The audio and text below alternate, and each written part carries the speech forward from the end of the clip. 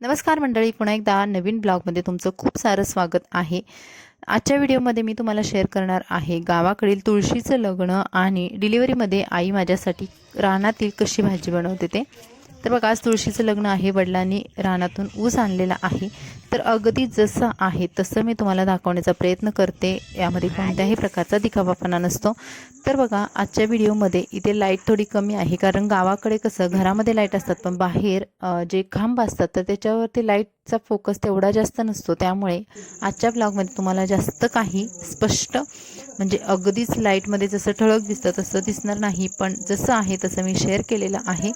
तर बघा, तुळशीचं लग्न आहे तर मी मस्त रांगोळी घालून घेतली, शुभ लाभ लिहिलेला आहे। इकडे ऊस वडिलांनी आणला होता, इकडे शनायाने बघा तिने पण, मी रांगोळी काढते म्हणून तिने पण रांगोळी काढलेली आहे। इथे आता बघा माझी दिव्यांची जी तयारी आहे ती चालू आहे। जे पंते आहे त्याच्यामध्ये तेल वगैरे घालून तुळशीच्या लग्नासाठीची जी पूर्वतयारी आहे ती सर्व इथे मी करते। तर इथे बघा पंत्या तयार केलेल्या आहेत आणि तुळशीच्या लग्नासाठी ज्या वस्तू लागत आहेत तर ते इथे तुम्हाला दाखवते। तर इथं बांगड्या घेतलेल्या आहेत, इथे एक ब्लाऊज पीस हिरव्या कलरचं घेतलेला आहे, त्याच्यामध्ये ओटीचं साहित्य घेतलेलं आहे, तांदूळ आहे, हळदी कुंकू आणि बाशिंगसुद्धा घेतलेलं आहे। आता ही सर्व पूर्वतयारी करून झाली। ही पूजा जेव्हा संपन्न होते, जेव्हा आपल्या आजूबाजूच्या सर्व बायका येतात, तर गावाकडे असंच असतं की आजूबाजूच्या सर्व बायका, सर्व पुरुष येतात, त्यावेळेस पूजा संपन्न होते आणि मंगलाष्टिका सुद्धा म्हटली जाते। तोपर्यंत आम्ही सर्व पूर्वतयारी करून ठेवली होती। शनायाने पण मला मदत केली, तिने पण त्या वगैरे तुळशीच्या आजूबाजूला ठेवल्या। जास्त मी हालचाल करत नसल्यामुळे ती शनाया मला भरपूर प्रमाणात मदत करत असते आणि तुळशी माताला आम्ही अशा पद्धतीने डेकोरेशन वगैरे करून ठेवलं होतं। आता गावाला बघा अगदी साध्या पद्धतीने तुळशीचं लग्न वगैरे लावलं जातं।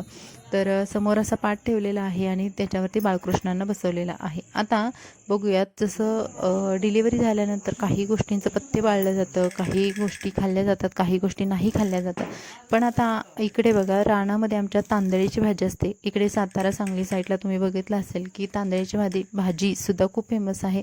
तर ही आमच्या रानामध्ये आलेली भाजी आहे आणि ही भाजी बघा आई संध्याकाळी नीट करत बसली होती, अगदी निवडून घ्यायची आणि त्यानंतर ही भाजी कशी केली जाते डिलिव्हरी बाईसाठी तर ते पण तुम्हाला दाखवते। आणि आई भरपूर प्रमाणात अशा पद्धतीने मला भाजी आणत असते, दुपारची संध्याकाळची ही भाजी करून घालत असते। तर खूप पौष्टिक असते ही भाजी आणि रानामध्ये आल्यामुळे हिला कोणत्याही प्रकारचं फवारणी किंवा केमिकल नसतं, त्यामुळे डिलिव्हरी बाईसाठी आणखीनच हेल्दी असते। तर हे पहिल्यांदा छान प्रकारे निवडून घ्यायचे, जी पानं आहेत ते घ्यायचे असतात आणि जे मोठे मोठे दांडे असतात, कठीण असतात, तर ते असे बाजूला करून ठेवायचे। पण हे दांडे आहेत ते पुन्हा शेळ्यांना घालायचे, म्हणजे यांचा सुद्धा उपयोग होतो। गावाला कोणतीही वस्तू अशी खराब होत नाही किंवा टाकून दिली जात नाही, तर त्याचा काही ना काही उपयोग केला जातो। आपल्याकडे शेळे असतात, कोंबडे असतात, त्यामुळे त्यांना या गोष्टी खायला भेटतात। ही भाजी निवडून झाल्यानंतर चिरून घेतलेली आहे आणि त्यानंतर आई धुणार आहे। आता बघा, ही रानातील शेतातील भाजी असल्यामुळे हिला केमिकल नाहीत, फवारणी नाही किंवा कुठेही असं आपण बघा मुंबईसारख्या ठिकाणी, सिटीसारख्या ठिकाणी भाज्या कशामध्ये ठेवून वगैरे आणल्या जातात, तर असं काहीच नाही। अगदी हेल्दी, अगदी स्वच्छ ही भाजी आहे। तरी चिरून घेतल्यानंतर कशी बनवायची ते पण मी तुम्हाला शेअर करते। तर चला बघूयात आता भाजी कशी बनवायची। आता चिरून झालेली ही भाजी आहे, जास्त प्रमाणात दिसते, पण जेव्हा करू भाजी शिजून झाल्यानंतर ही अगदी थोड्या प्रमाणात होते।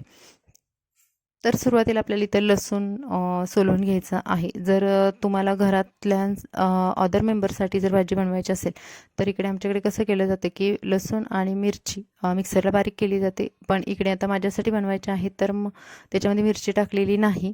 तर साधा लसूण आहे तो सोलून चिरून घेतलेला आहे। त्याच्यानंतर इकडे भाकरी झाल्यानंतर जो तवा आहे त्याच्यामध्येच तेल गरम केलं जातं आणि त्याच्यामध्ये हा जो सोललेला लसूण आहे तो टाकलेला आहे। आता इथे कुठेही दाखवण्यासाठी तुम्हाला वगैरे भाजी केलेली नाही, तर नॉर्मली जसं आमच्याकडे भाकरी केल्यानंतर तव्यामध्ये भाजी करतात अगदी त्या पद्धतीने केलेली आहे। हा लोखंडाचा तवा असल्यामुळे खायलासुद्धा हेल्दी आणि खूप टेस्टी लागते। लसूण छान भाजल्यानंतर त्याच्यामध्ये ही चिरून धुतलेली भाजी आहे ती टाकायची आहे आणि पुन्हा उलट ते परतून घ्यायची आहे। आता जेव्हा भाजीचं प्रमाण जास्त दिसते तर जेव्हा आपण भाजी शिजते तर त्यामध्ये थोड्या वेळानंतर याला पाणी सुटतं आणि पाणी सुटल्यामुळे भाजीचं जे जास्त प्रमाण दिसते तर ते कमी कमी होत जातं आणि भाजीचा छोटा गोळा होत जातो। तर लसूण याच्यामध्ये छान प्रकारे मिक्स केला बाकीची आपण मेथीची शेपूची जशी भाजी करतो अगदी त्या पद्धतीनेच ही तांदळाची सुद्धा भाजी केली जाते, पण डिलिव्हरी बाईसाठी ही खाण्यासाठी खूप चांगली आहे. त्याच्यामध्ये जी डाळ आहे तर मटकीची डाळ घालते, तर मटकीची डाळ धुवून घ्यायची स्वच्छ आणि ती त्याच्यामध्ये ॲड करायची. तोपर्यंत भाजीचा जो जास्त जो फुललेला भाग आहे तो सुद्धा कमी झालेला आहे आणि भाजीसोबत ही डाळसुद्धा शिजली जाते, त्यामुळे आणखी छान लागतं. तर काही लोक तेलामध्ये सुद्धा ही डाळ तळतात, तसंही छान लागतं, पण असंसुद्धा अगदी भारी लागतं, कारण भाजी शिजत असते त्यासोबतच त्याच्या पाण्यासोबत ही डाळसुद्धा छान प्रकारे शिजली जाते. याच्यामध्ये तुम्हाला हवा तसं चवीनुसार तुम्ही मीठ टाकू शकतात. तर आता बघा डिलिव्हरी बाईला मिठाचं प्रमाण हे कमी दिलं जातं, त्यामुळे आईने थोडंसं याच्यामध्ये मीठ घातलेलं आहे आणि त्याच्यामध्ये टाकू शकता शेंगदाण्याचा कूट. आता चवीनुसार तुम्ही याच्यामध्ये मिरचीसुद्धा टाकू शकता, पण लहान बाळं जेव्हा आपल्याला फिडिंग करत असतं त्यामुळे लहान बाळांसाठी किंवा डिलिव्हरी बाईसाठी मिरची वगैरे घातली जात नाही. हे अगदी साधी तशीच मिठामध्ये केलेली भाजी असते. याच्यामध्ये शेंगदाण्याचं कूट टाकायचा, छान पुन्हा ही भाजी परतवायची आणि त्याच्यावरती एखादं मोठं ताट आहे ते झाकून द्यायचं आणि भाजी एक 5 ते 10 मिनटासाठी शिजवायची. आता या गोष्टी आमच्याकडे चुलीवरती पण केल्या जातात, पण आता कसं बघा आम्ही घरामध्ये 2-3 मेंबर असल्यामुळे जास्त स्वयंपाक नसतो, त्यामुळे आई कधी कधी स्वयंपाक गॅसवरती करते. मग ते बघा भाजी शिजायला ठेवली तोपर्यंत बाकीच्या आजूबाजूच्या बायका पण आल्या होत्या. मग तुळशी पूजनाचा कार्यक्रम सुरू झाला. इथे ऊस लावलेला आहे, ऊसाची पूजा केली, त्यानंतर तुळशीची पूजा, श्री गणेशांची वगैरे पूजा केली जाते. तर तुळशी मातेची पूजा हळदी कुंकू वगैरे लावून अक्षता वाहून केली जाते. त्याच्यानंतर ज्या बांगड्या आहेत तुळशी मातेला आणलेल्या तर त्या बांगड्यासुद्धा इथे भरल्या जातात आणि जी ओटीचं साहित्य घेतलेलं आहे तर हिरव्या कलरचं ब्लाऊज पीस मी मगाशी तुम्हाला दाखवलं तर त्याच्यामध्ये ओटीचं साहित्य तांदूळ वगैरे जसं आपण बायकांची ओटी भरतो अगदी त्या पद्धतीने तुळशी मातेची ओटी भरून त्यांना असं बाशिंग वगैरे बांधलं जातं. तर गावाला अगदी साध्या सोप्या पद्धतीने पूजा केली जाते आणि खूप सारे लोक येतात बघा. इथे मंगलाष्टकाचा कार्यक्रम चालू आहे. ते वडील आणि माझे जे बाजूचे काका आहेत तर त्यांनी बघा हे असं जे वस्त्र आहे ते पकडलेलं आहे तुळशी माता आणि भगवान विष्णूंच्या मध्ये. आणि बघा इथे मी पण आहे. तर मी बाहेर जास्त थंडी असल्यामुळे जास्त बाहेर येत नाही, तरी पण असे काही छोटे कार्यक्रम असतील तर तेवढ्यापुरतं बाहेर येत असते. तर अक्षता वगैरे झाल्या, त्यानंतर इकडे वडिलांनी नारळ फोडला. तर तुळशीच्या लग्नाला जे लोक येतात तर त्यांच्यासाठी दिवाळीला बनवलेला जो चिवडा असतो तर तो वाटप केला जातो, तो सुद्धा वाटलेला आहे वडिलांनी आणि त्यानंतर नारळ फोडला. नारळ फोडल्यानंतर आता बघूयात की भाजी आपली किती शिजलेली आहे आणि तिचा जो रंग आहे किंवा तिचं टेक्स्चर आहे ते पूर्ण बदललेलं आहे.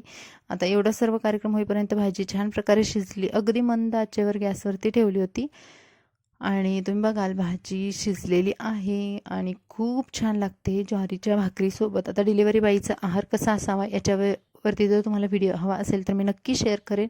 आणि इथे मी भाजी खाते बघा, संध्याकाळची भाजी आणि ज्वारीची भाकरी आणि भाजी खूप छान लागते. तर तुम्हाला हा ब्लॉग कसा वाटला कमेंट्समध्ये नक्की सांगा. व्हिडिओला लाईक करा, आपल्या चॅनलला सबस्क्राईब करा.